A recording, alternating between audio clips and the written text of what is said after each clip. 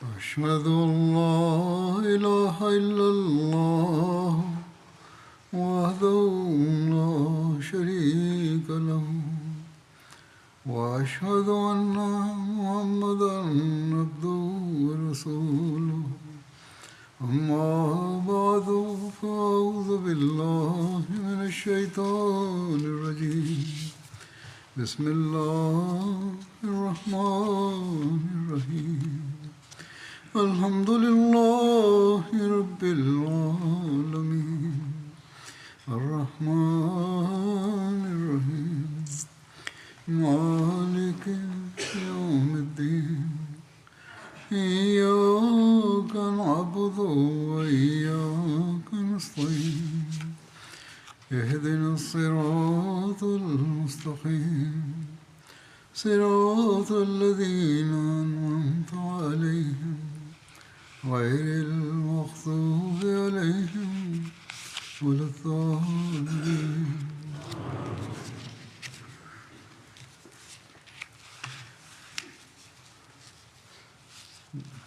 خطبات میں آج کل جنگ احزاب کا ذکر ہو رہا ہے. جنگ احزاب کی مزید تفصیل یوں بیان ہوئی ہے کہ جب مشرکین کو خندق عبور کرنے کے باوجود کوئی کامیابی نصیب نہ ہوئی بلکہ سخت ہزیمت کا سامنا کرنا پڑا تو انہوں نے اتحاد کیا کہ وہ سب صبح کو حملہ کریں گے, کوئی پیچھے نہیں رہے گا. ساری رات وہ تیاری کرتے رہے اور سورج کے طلوع ہونے سے پہلے رسول اللہ صلی اللہ علیہ وسلم کے سامنے خندق پر آ گئے. مشرکین نے ہر طرف سے خندق کو گھیر لیا اور ایک لشکر رسول اللہ صلی اللہ علیہ وسلم کے خیمہ کی طرف متوجہ کیا. اس میں خالد بن ولید تھے. خندق کو بار بار عبور کرنے کی کوشش کے ساتھ ساتھ سخت تیر اندازی کا مقابلہ ہوا. کفار مسلمانوں کی طرف سے کسی بھی غفلت کے منتظر رہے کہ کہیں موقع ملے تو وہ خندق عبور کریں, اور یہ حملے اور کوششیں وقفے وقفے سے ہوتی رہیں. اسی موقع پر وحشی بن حرب نے طفیل بن نعمان کو, اور بعض نے کہا ہے طفیل بن مالک بن نعمان انصاری کو, اپنا چھوٹا نیزہ مار کر شہید کر دیا. حضرت سعد بن معاذ کو بھی ایک تیر لگا جس سے وہ زخمی ہوئے, اور اسی زخم کی وجہ سے کچھ دنوں کے بعد ان کی شہادت ہوئی. اور یہی وہ دن تھا کہ جس روز مسلمانوں کے لیے نماز بھی اپنے وقت پر پڑھنا مشکل ہو گیا. اس دن کی مسلسل مصروفیت اور بار بار کے حملوں کی وجہ سے جو واقعات بیان ہوئے معلوم ہوتا ہے کہ بعد کے راوی ان باتوں کو صحیح طرح محفوظ نہیں رکھ سکے, اور کچھ عرصے بعد مضمون یہ بن گیا کہ اس دن مسلمان نبی اکرم صلی اللہ علیہ وسلم سمیت نہ ظہر کی نماز ادا کر سکے اور نہ عصر کی نماز ادا کر سکے, یہاں تک کہ سورج غروب ہو گیا. یہ عموماً ایک قصہ یہ بھی بیان کیا جاتا ہے. اور یہ نمازیں سورج غروب ہونے کے بعد ادا کی گئیں. بعض مورخین نے تو یہاں تک مبالغہ کیا ہے کہ اللہ تعالیٰ نے ڈوبے ہوئے سورج کو واپس بھیجا تاکہ مسلمان ظہر عصر کی نماز ادا کر سکیں, جبکہ حقیقت میں ایسا نہیں ہے. اس میں کوئی شک نہیں کہ وہ دن بہت سخت دن تھا. نبی اکرم صلی اللہ علیہ وسلم سمیت تمام مسلمانوں مسلسل حملوں کی زد میں تھے, لیکن ایسا بھی نہیں کہ یہ سب اور بالخصوص نبی اکرم صلی اللہ علیہ وسلم کوئی بھی نماز نہ پڑھ سکے ہوں. سخت دن تو تھے, لیکن اتنا نہیں تھا کہ نمازیں بالکل نہ پڑھ سکے ہوں. اس دن بھی نمازیں تو ادا کرتے رہے, لیکن ایک مسلسل خوف اور پریشانی کے عالم میں نمازیں ادا ہوئیں.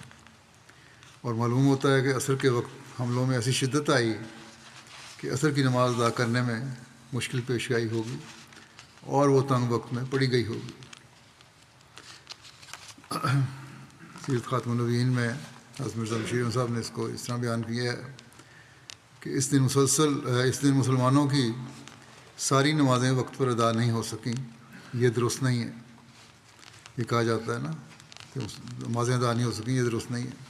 بلکہ جیسا کہ صحیح روایات سے ثابت ہوتا ہے۔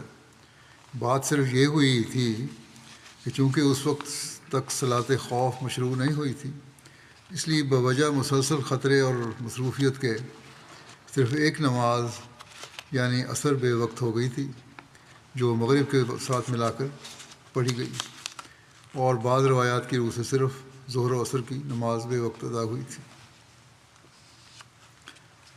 حضرت مسلم موعود رضی اللہ عنہ نے بھی اس کو بیان فرمایا ہے، لکھا ہے، فرمایا ہے کہ ایک دن حملہ اتنا شدید ہو گیا کہ مسلمانوں کی بعض نمازیں وقت پر ادا نہ ہو سکیں، جس کا رسول اللہ صلی اللہ علیہ وسلم کو اتنا صدمہ ہوا کہ آپ نے فرمایا خدا کفار کو سزا دے، انہوں نے ہماری نمازیں ضائع کی۔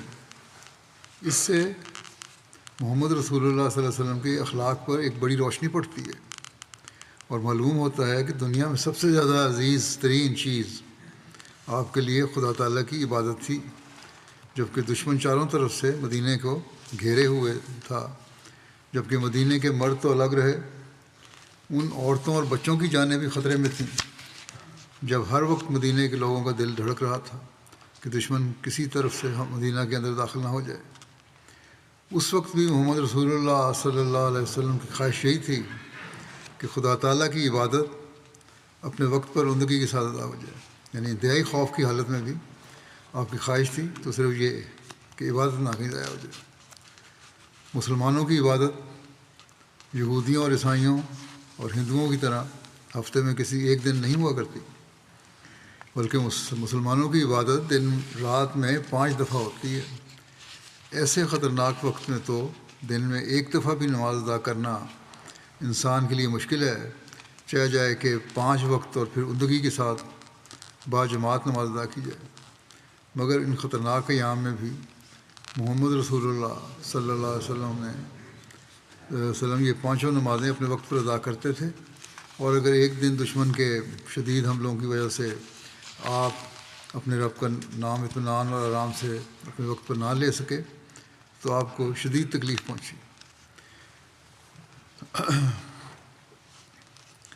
اس زمانے کے حکم و عدل حضرت مسیح موعود علیہ الصلوۃ والسلام نے ان تمام روایات کو، جس میں ان نمازوں کو رات کے وقت ادا کرنے کا ذکر ہے، ضعیف قرار دیتے ہوئے صرف ایک روایت کو درست قرار دیا ہے، جس میں عصر کی نماز معمول سے تنگ وقت میں پڑھنے کا ذکر ہے۔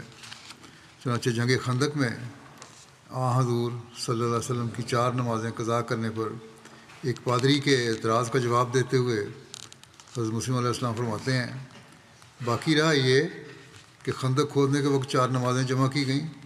اس احمقانہ وسوسے کا جواب یہ ہے کہ اللہ تعالیٰ فرماتا ہے کہ دین میں حرج نہیں ہے، یعنی ایسی سختی نہیں جو انسان کی تباہی کا موجب ہو، اس لیے اس نے ضرورتوں کے وقت اور بلاؤں کی حالت میں نمازوں کے جمع کرنے اور قصر کرنے کا حکم دیا ہے۔ مگر اس مقام میں ہماری کسی معتبر حدیث میں 4 جمع کرنے کا ذکر نہیں ہے۔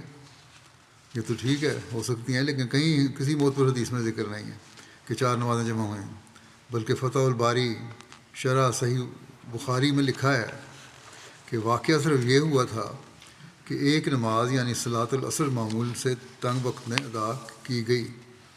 اگر آپ فرماتے ہیں کہ اگر آپ اس وقت ہمارے سامنے ہوتے تو ہم آپ کو ذرا بٹھا کر پوچھتے یہ کہاں سے لے لیا آپ نے۔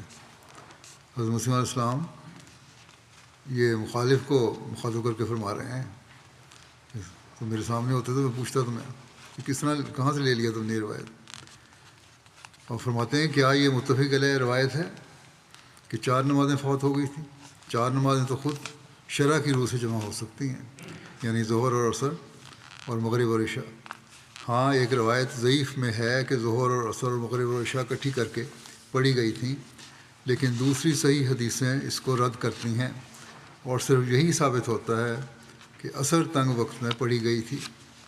بہرحال یہ واضح ہے کہ تمام دن کی نمازیں جو تھیں وہ جمع نہیں کی گئیں، بلکہ تنگ وقت میں عصر پڑھی گئی تھی، تھوڑا وقت تھا اس کا، اور اس کا افسوس بھی حضرت صلی اللہ علیہ وسلم کو تھا کہ صحیح طریق پر آرام سے نماز ادا نہیں کی گئی۔ جنگ احزاب کی تفصیل میں مزید لکھا ہے کہ جنگ خندق مسلمانوں کے لیے اعصاب شکن جنگ تھی۔ جنگی خوف کے علاوہ بھوک اور موسم کی شدت بھی عروج پر تھی۔ کئی وقت کے فاقے کرنے پڑ رہے تھے۔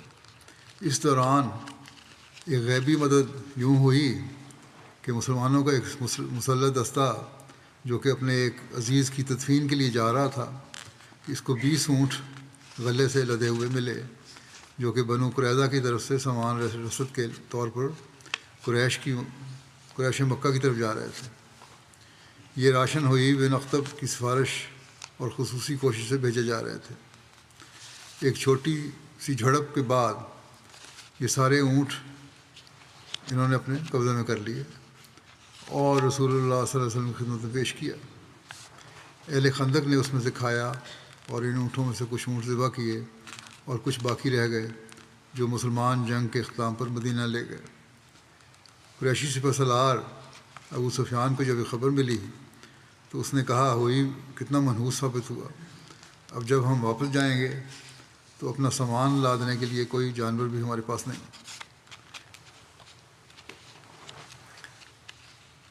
جنگ کی حالت میں یہ جائز تھا، جس طرح انہوں نے گھیرا ہوا تھا، اگر انہوں نے قبضہ کیا ان کے راشن پر تو بالکل جائز بات تھی۔ رسول اللہ صلی اللہ علیہ وسلم کا احزاب کے خلاف بددعا کرنے کا بھی ذکر یوں ملتا ہے۔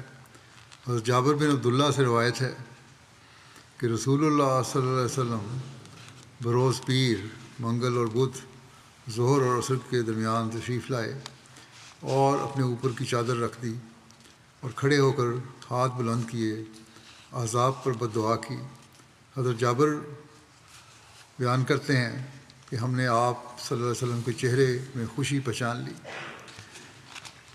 عبداللہ بن ابی بن اوفا بیان کرتے ہیں کہ رسول اللہ صلی اللہ علیہ وسلم نے احزاب پر بددعا کی۔ ابو نعیم نے اضافہ کیا ہے، زائد بات بتائی ہے اس میں، کہ آپ نے انتظار کیا جب سورج کا زوال ہو گیا تو آپ صلی اللہ علیہ وسلم لوگوں میں کھڑے ہوئے اور فرمایا، اے لوگو، تو تم دشمن سے مٹ بھیڑ کی تمنا نہ کرو اور تم اللہ تعالیٰ سے عافیت مانگو، اور تمہاری دشمن سے مٹ بھیڑ ہو جائے اگر تو پھر صبر کرو اور جان لو کہ جنت تلواروں کے سایوں کے نیچے۔ پھر فرمایا، اللہم منزل الکتاب سریع الحساب اہزم الاحزاب اللہم اہزمہم وانصرنا علیہم۔ اے اللہ، کتاب نازل کرنے والے، جلد حساب لینے والے، تو لشکروں کو شکست دے دے، اے اللہ ان کو شکست دے دے اور ان کے خلاف ہماری مدد کر۔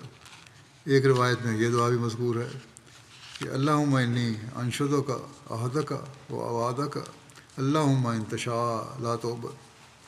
اے اللہ، میں تجھے تیرے عہد اور وعدے کا واسطہ دیتا ہوں، اے اللہ اگر تو چاہے تو میری عبادت نہ کی جائے۔ ابو سعید خدری بیان کرتے ہیں کہ ہم نے عرض کیا، یا رسول اللہ صلی اللہ علیہ وسلم، کلیجے منہ کو آ گئے ہیں، بہت بری حالت ہو گئی ہے، کیا ہمارے کہنے کے لیے کچھ کلمات ہیں یا ہم دعا کوئی کریں، وہ ایسی دعا سکھائیں؟ آپ صلی اللہ علیہ وسلم نے فرمایا، ہاں، تم کہو، اللہم استر اور آتنا و آمن رواتنا، کہ اے اللہ ہمارے عیب ڈھانپ دے اور ہمارے خوف دور فرما دے۔ حضرت مسلم رضی اللہ عنہ نے بھی بیان فرمایا ہے کہ بعض مسلمان گھبرا کر رسول اللہ صلی اللہ علیہ وسلم کے پاس آئے اور عرض کیا، یا رسول اللہ، حالات نہایت خطرناک ہو گئے ہیں، اب بظاہر مدینے کے بچنے کی کوئی امید نظر نہیں آتی، آپ اس وقت خدا تعالیٰ سے خاص طور پر دعا کریں اور ہمیں بھی کوئی دعا سکھلائیں جس کے پڑھنے سے اللہ تعالیٰ کا فضل ہم پر نازل ہو۔ آپ نے فرمایا، تم لوگ گھبراؤ نہیں، تم اللہ تعالیٰ سے یہ دعا کرو کہ تمہاری کمزوریوں پر وہ پردہ ڈالے اور تمہارے دلوں کو مضبوط کرے اور گھبراہٹ کو دور فرمائے۔ اور پھر آپ نے خود بھی اس طرح دعا فرمائی کہ اللہم منزل الکتاب سریع الحساب اہزم الاحزاب اللہم اہزمہم وزلزلہم، اور اس طرح یہ دعا فرمائی، یا صریخ المکروبین یا مجیب المسترین مسترین ترین نکشف ہمی و غمی و کربی فإنک تری ما نزل بی و بأصحابی۔ اے اللہ جس نے قرآن کریم مجھ پر نازل کیا ہے، جو بہت جلدی اپنے بندوں سے حساب لے سکتا ہے، یہ گروہ جو جمع ہو کر آئے ہیں ان کو شکست دے۔ اے اللہ میں پھر عرض کرتا ہوں کہ تو انہیں شکست دے اور ہمیں ان پہ غلبہ عطا دے اور ان کے ارادوں کو مستدل کر دے۔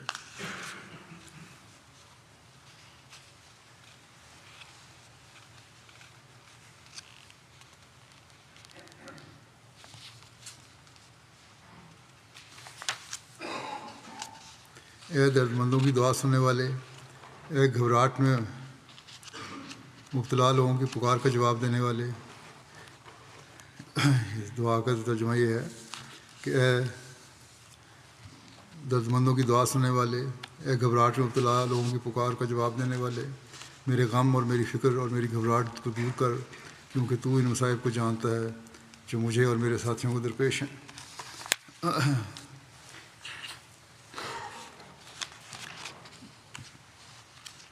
اور تاریخ میں لکھا ہے کہ جنگ اسی طرح اپنے عروج کی طرف پہنچ چکی تھی، اور قریش، مکہ اور ان کے حلیف قبائل اب طویل محاصرے سے تنگ آ چکے تھے اور جلد سے جلد کوئی حتمی وار کر کے مسلمانوں کا خاتمہ کرنے کی جلدی میں تھے، کیونکہ حربی نقطۂ نظر سے جس طرح مسلمان چاروں طرف سے محصور تھے اور بنو قریظہ جیسے ان کے حلیف مدینہ کے اندر موجود تھے، یہ تمام عوامل کفار کی امیدوں اور حوصلوں کو بڑھانے کے لیے کافی تھے، اور اب یہ چاہتے تھے کہ ہم سب مل کر ایک ہی دفعہ حلہ بول دیں اور مدینہ کی اینٹ سے اینٹ بجا دیں۔ کفار کے سردار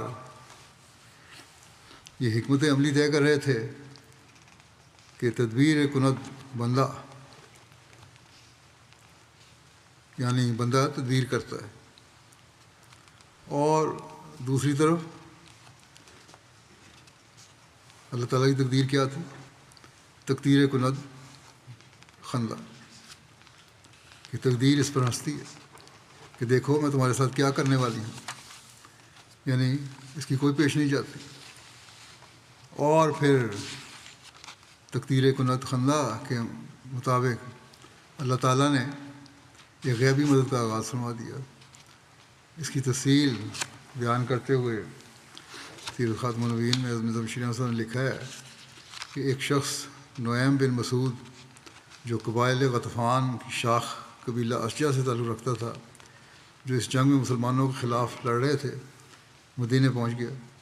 یہ شخص دل میں مسلمان ہو چکا تھا، مگر ابھی تک کفار کو اس کے مسلمان ہونے کی اطلاع نہیں تھی۔ اس حالت سے فائدہ اٹھاتے ہوئے اس نے کمال ہوشیاری سے ایسی تدبیر اختیار کی جس سے کفار میں پھوٹ پیدا ہو گئی۔ سب سے پہلے نعیم بن مسعود قبیلہ بنو قریظہ کے پاس گیا، اور چونکہ ان کے ساتھ اس کے پرانے تعلقات تھے، وہ ان کے رؤساء سے مل کر کہنے لگا کہ میرے خیال میں تم نے یہ اچھا نہیں کیا کہ محمد صلی اللہ علیہ وسلم کے ساتھ بدعہدی کر کے قریش و غطفان کے ساتھ مل گئے ہو۔ قریش و غطفان تو یہاں مدینہ میں صرف چند دن کے مہمان ہیں، مگر تم لوگوں نے بہرحال یہاں رہنا ہے، کیونکہ تمہارا یہ وطن ہے اور یہاں مسلمانوں کے ساتھ ہی تمہارا واسطہ پڑنا ہے۔ اور تم یہ یاد رکھو کہ قریش وغیرہ یہاں سے جاتے ہوئے تمہارا کوئی خیال نہیں کریں گے اور تمہیں یوں ہی مسلمانوں کے رحم پر چھوڑ کر چلے جائیں گے۔ بس تم کم از کم ایسا کرو کہ قریش و غطفان سے کہو کہ بطور یرغمال کے اپنے کچھ آدمی تمہارے حوالے کر دیں، تاکہ تمہیں اطمینان رہے کہ تمہارے ساتھ کوئی غداری نہیں ہوگی۔ رؤساء بنو قریظہ کو نعیم کی یہ بات سمجھ آ گئی، اور وہ اس بات پر آمادہ ہو گئے قریش سے یرغمالوں کا مطالبہ کریں، تاکہ بعد میں انہیں کسی مصیبت کا سامنا نہ کرنا پڑے۔ اس کے بعد نعیم بن مسعود قریش کے رؤساء کی طرف گیا اور جا کر کہنے لگا کہ بنو قریظہ خائف ہیں کہ کہیں تمہارے چلے جانے کے بعد انہیں کسی مصیبت کا سامنا نہ ہو، اس لیے وہ تمہارے اس اتحاد میں متزلزل ہو رہے ہیں اور یہ ارادہ کر رہے ہیں کہ بطور ضمانت کے تم سے چند یرغمالوں کا مطالبہ کریں، مگر تم ان کو ہرگز یرغمال نہ دینا، کہیں ایسا نہ ہو کہ وہ تم سے غداری کر کے تمہارے یرغمال مسلمانوں کے حوالے کر دے، وغیرہ وغیرہ۔ اسی طرح اس نے اپنے قبیلہ غطفان کے پاس جا کر اسی قسم کی باتیں کیں۔ اب خدا کی طرف سے اتفاق ایسا ہوا کہ قریش و غطفان پہلے سے ہی یہ تجویز کر رہے تھے کہ مسلمانوں پر پھر ایک متحدہ حملہ کیا جائے، اور یہ حملہ شہر کے چاروں اطراف میں ایک ہی وقت میں کیا جائے، تاکہ مسلمان اپنی قلت تعداد کی وجہ سے اس کا مقابلہ نہ کر سکیں، اور کسی نہ کسی جگہ سے ان کی لائن ٹوٹ جائے اور لائن ٹوٹ کر حملہ وروں کو راستہ دے دے۔ اس ارادے کے متحد انہوں نے بنو قریظہ کو کہلا بھیجا کہ محاصرہ لمبا ہو رہا ہے اور لوگ تنگ آ رہے ہیں، بس ہم نے یہ تجویز کی ہے کہ سب قبائل مل کر کل کے دن ایک متحدہ حملہ مسلمانوں پر کریں، اس لیے تم بھی کل کے حملے کے واسطے تیار ہو جاؤ۔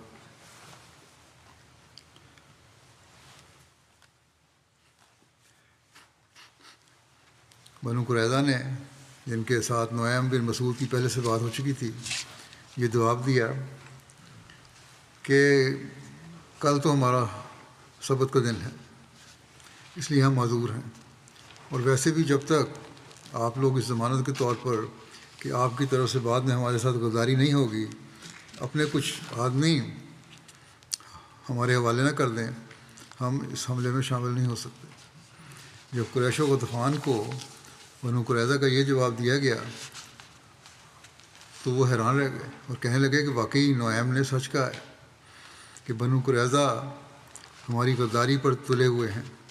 دوسری طرف جب بنو قریظہ کو قریش و غطفان کا یہ جواب گیا کہ ہم یرغمال نہیں دیتے، تم نے مدد کو آنا ہے تو ویسے ہی آؤ، تو بنو قریظہ نے کہا کہ واقعی نعیم نے ہمیں ٹھیک مشورہ دیا تھا کہ قریش و غطفان کی نیت بخیر نہیں ہے، اور اس طرح نعیم کی حسن تدبیر سے کفار کے کیمپ میں انشقاق اور اختلاف کی صورت پیدا ہو گئی، دونوں مشکوک ہو گئے ایک دوسرے سے۔ یہ وہ تدبیر ہے جو نعیم نے اختیار کی، مگر نعیم کا یہ کمال ہے کہ اس نے ایسے نازک مشن کی ادائیگی میں بھی حت الوسع کو ایسی بات اپنے منہ سے نہیں نکالی جو معین طور پر کسی بیانی کے نام سے موسوم کی جا سکے، باقی لطائف الحیل کے طور پر کوئی ہیلہ اختیار کیا، کوئی تدبیر اختیار کرنا، یا کوئی ایسا داؤ چلنا جس سے انسان دشمن کے شر سے محفوظ ہو سکے، تو یہ کوئی قابل اعتراض بات نہیں ہے، بلکہ جنگی فن کا ایک نہایت مفید حصہ ہے جس سے ظالم دشمن کو خائب و خاسر کرنے اور بے جا کشت و خون کے سلسلے کو روکنے میں بہت مدد لی جا سکتی ہے۔ مسلمہ تعالیٰ نے بیان فرمایا کہ کچھ دن بعد دونوں فریق نے یہ فیصلہ کیا کہ ایک وقت مقررہ پر یہودیوں اور مشرکوں کے لشکر یکدم مسلمانوں پر حملہ کر دیں، مگر اس وقت اللہ تعالیٰ کی تائید ایک عجیب طرح ظاہر ہوئی، جس کی تفصیل یہ ہے کہ نعیم نامی ایک شخص غطفان کے قبیلے کا دل میں مسلمان تھا۔ یہ شخص بھی کفار کے ساتھ آیا ہوا تھا، لیکن اس بات کی انتظار میں تھا کہ اگر مجھے کوئی موقع ملے تو میں مسلمانوں کی مدد کروں۔ اکیلا انسان کر ہی کیا سکتا ہے، مگر جب اس نے دیکھا کہ یہود بھی کفار سے مل گئے ہیں اور اب بظاہر مسلمانوں کی حفاظت کا کوئی ذریعہ نظر نہیں آتا، تو ان حالات سے وہ اتنا متاثر ہوا کہ اس نے فیصلہ کر لیا کہ بہرحال مجھے اس فتنے کے دور کرنے کے لیے کچھ نہ کچھ کرنا چاہیے۔ چنانچہ جب یہ فیصلہ ہوا کہ دونوں فریق مل کر ایک دن حملہ کریں، تو وہ بنو قریظہ کے پاس گیا اور ان کے رؤساء سے کہا کہ اگر عربوں کا لشکر بھاگ جائے تو بتاؤ مسلمان تمہارے ساتھ کیا کریں گے؟ تم مسلمانوں کے معاہد ہو، اور معاہدہ کر کے اس کے توڑنے کے نتیجے میں جو سزا تم کو ملے گی اس کا قیاس تو کر لو۔ ان کے دل کچھ ڈرے اور انہوں نے پوچھا پھر ہم کیا کریں؟ نعیم نے کہا جب عرب مشترکہ حملہ کے لیے تم سے خواہش کریں تو تم مشرکین سے مطالبہ کرو کہ اپنے 70 آدمی ہمارے پاس یرغمال کے طور پر بھیج دو، وہ ہمارے قلعوں کی حفاظت کریں اور ہم مدینہ کے پچھواڑے سے اس پر حملہ کر دیں، یعنی مسلمانوں کو۔ پھر وہ وہاں سے ہٹ کر مشرکین کے سرداروں کے پاس گیا اور ان سے کہا کہ یہ یہود تو مدینے کے رہنے والے ہیں، اگر عین موقع پر یہ تم سے غداری کریں تو پھر کیا کرو گے؟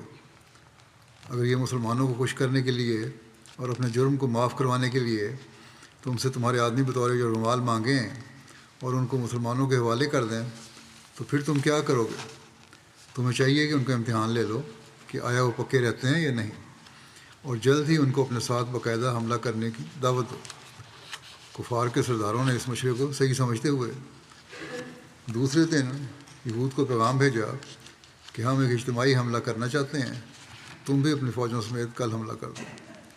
بنو قریظہ نے کہا اول تو کل ہمارا سبت کا دن ہے اور سبت کے دن ہم حملہ نہیں کرتے، اس لیے ہم اس دن لڑائی نہیں کر سکتے۔ دوسرے، ہم مدینے کے رہنے والے ہیں اور تم باہر کے، اگر تم لوگ لڑائی چھوڑ کر چلے جاؤ تو ہمارا کیا بنے گا؟ اس لیے تم لوگ ہمیں 70 آدمی اور غمال کے طور پر دے دو، تب ہی ہم لڑائی میں شامل ہوں گے۔ کفار کے دل میں چونکہ پہلے سے شبہ پیدا ہو چکا تھا، انہوں نے ان کے اس مطالبے کو پورا کرنے سے انکار کر دیا اور کہا کہ اگر تمہارا ہمارے ساتھ اتحاد سچا تھا تو اس قسم کے مطالبے کا کوئی معنی نہیں۔ اس واقعے سے ادھر یہود کے دلوں میں شبہات پیدا ہونے لگے، ادھر کفار کے دلوں میں شبہات پیدا ہونے لگے، اور جیسا کہ قاعدہ ہے جب شبہات دل میں پیدا ہو جاتے ہیں تو بہادری کی روح بھی ختم ہو جاتی ہے۔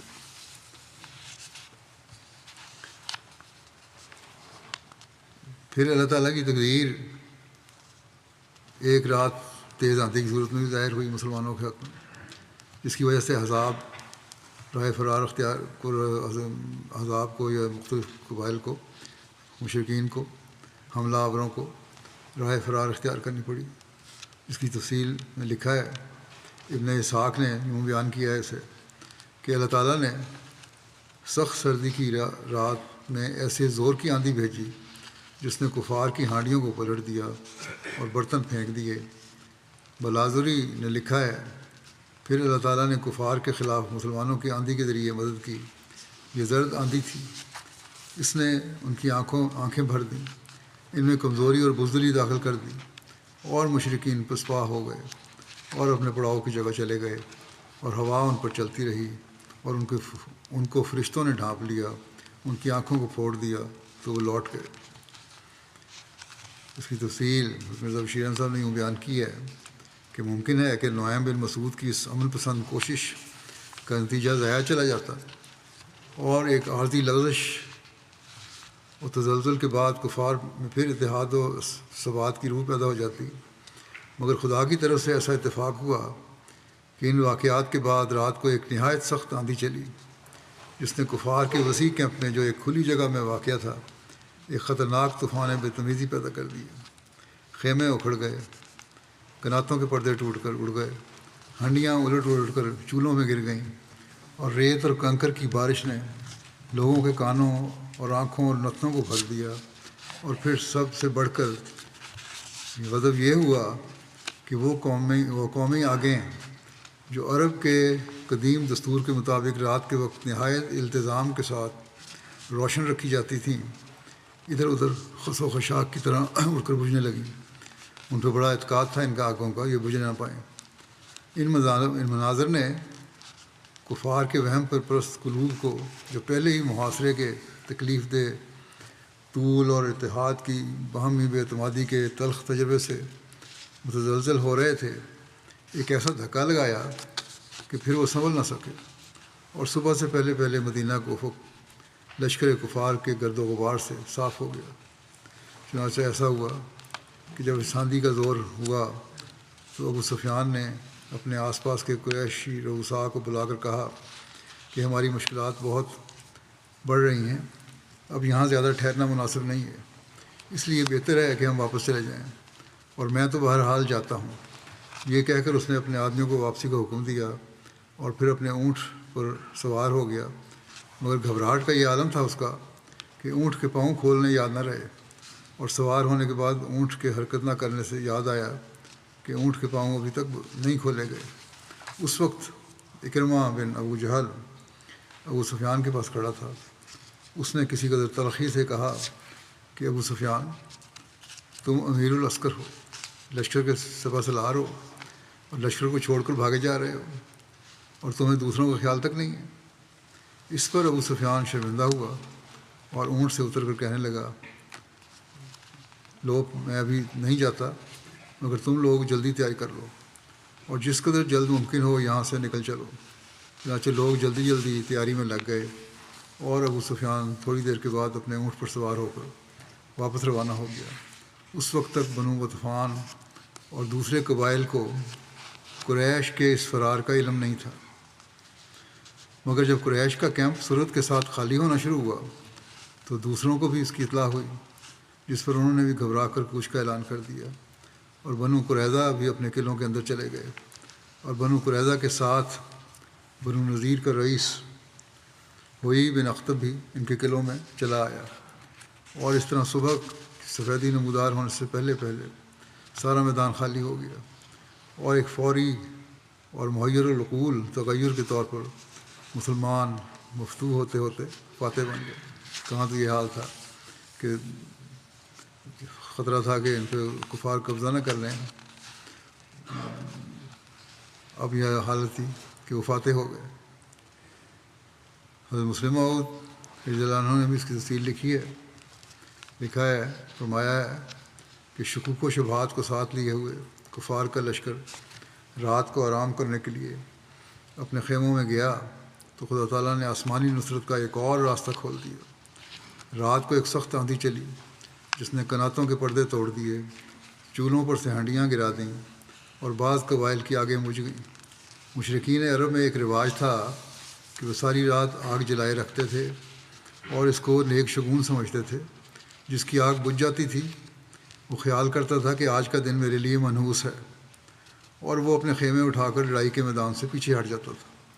اور جن قبائل کی آگ بجھی انہوں نے اس رواج کے مطابق اپنے خیمے اٹھائے اور پیچھے کو چل پڑے تاکہ ایک دن پیچھے انتظار کر کے پھر لشکر میں آ شامل ہوں. لیکن چونکہ دن کے جھگڑوں کی وجہ سے سرداران لشکر کے دل میں شبہات پیدا ہو رہے تھے، جو قبائل پیچھے ہٹے ان کے ارد گرد کے قبائل نے سمجھا کہ شاید یہود نے مسلمانوں کے ساتھ مل کر شب خون مار دیا ہے اور ہمارے آس پاس کے قبائل بھاگے جا رہے ہیں. چنانچہ انہوں نے بھی جلدی جلدی اپنے ڈیرے سمیٹنے شروع کر دیے اور میدان سے بھاگنا شروع کیا. ابو سفیان اپنے خیمے میں آرام سے لیٹا تھا. اس کو اس واقعے کی خبر پہنچی. وہ گھبرا کے اپنے بندھے ہوئے اونٹ پر جا چڑھا اور اس کو ایڑیاں مارنی شروع کر دیں.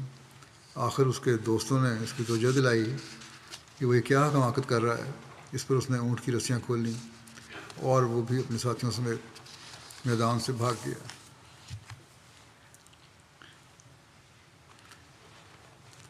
کفار کی جب یہ حالت ہو گئی تو اس کا جائزہ لینے کے لیے رسول اللہ صلی اللہ علیہ وسلم نے حذیفہ بن یمان کو مشرکین کی خبر لینے کے لیے بھیجا.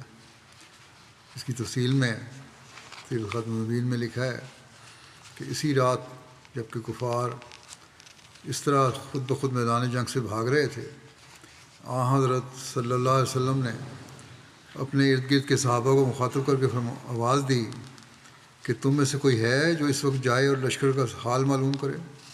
لیکن صحابہ روایت کرتے ہیں کہ اس وقت سردی کی اس قدر شدت تھی اور پھر خوف اور تھکان اور بھوک کا یہ عالم تھا کہ ہم میں سے کوئی شخص اپنے اندر یہ طاقت نہیں پاتا تھا کہ جواب میں کچھ عرض کر سکے یا اپنی جگہ سے حرکت کرے.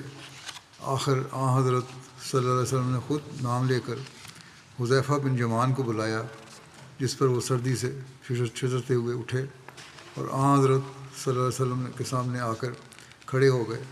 آپ نے کمال شفقت سے ان کے سر پر اپنا ہاتھ پھیرا اور ان کے لیے دعائے خیر فرمائی اور فرمایا تم بالکل ڈرو نہیں اور اطمینان رکھو، انشاءاللہ تمہیں کوئی تکلیف نہیں پہنچے گی.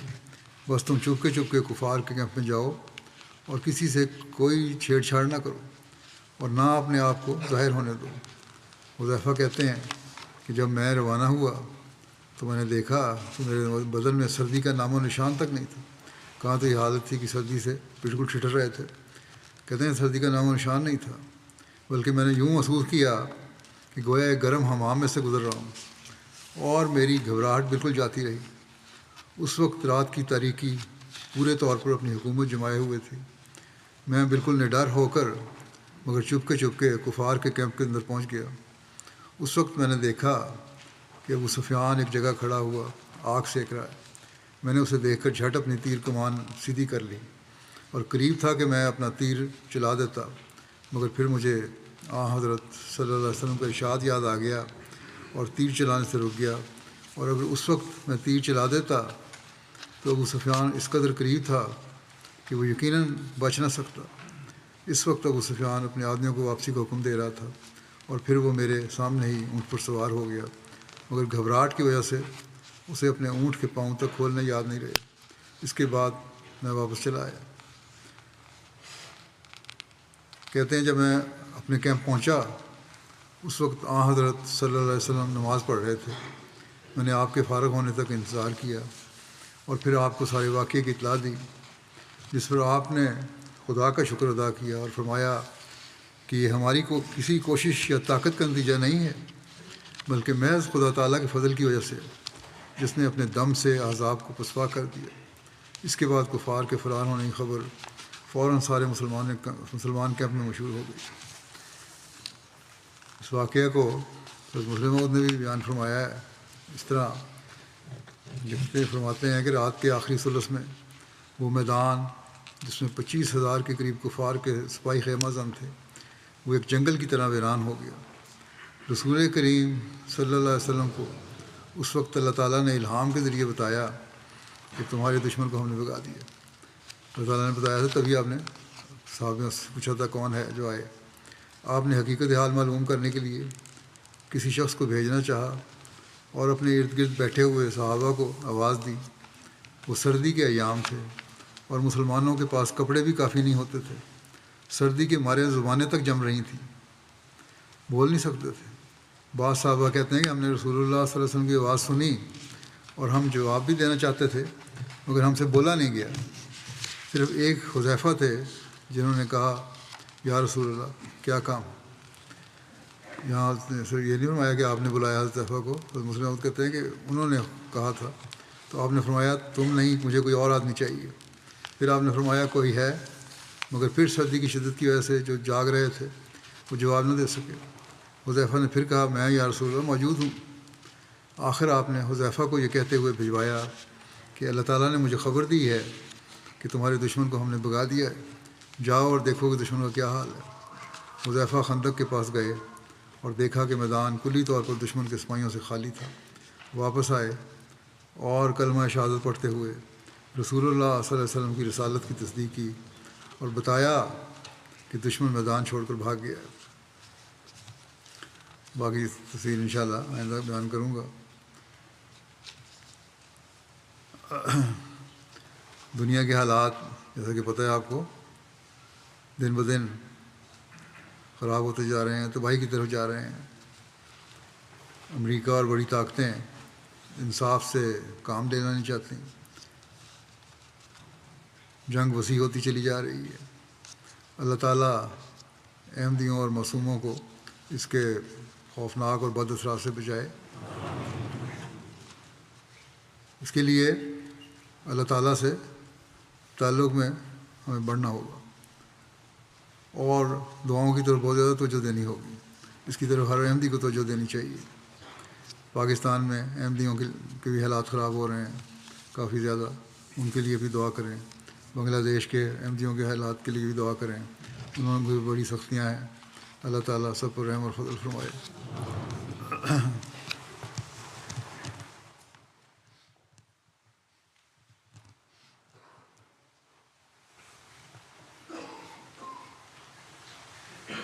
الحمد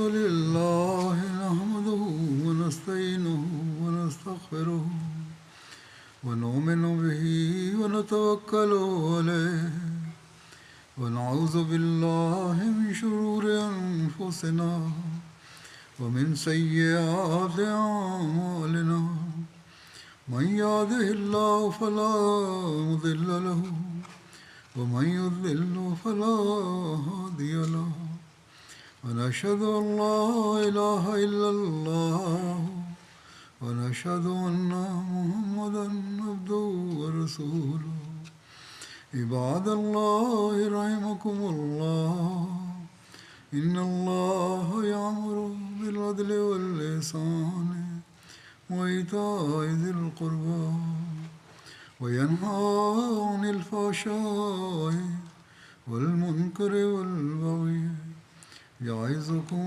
لعلكم تذكرون اذكروا الله يذكركم وادعوه يستجب لكم ولذكر الله أكبر.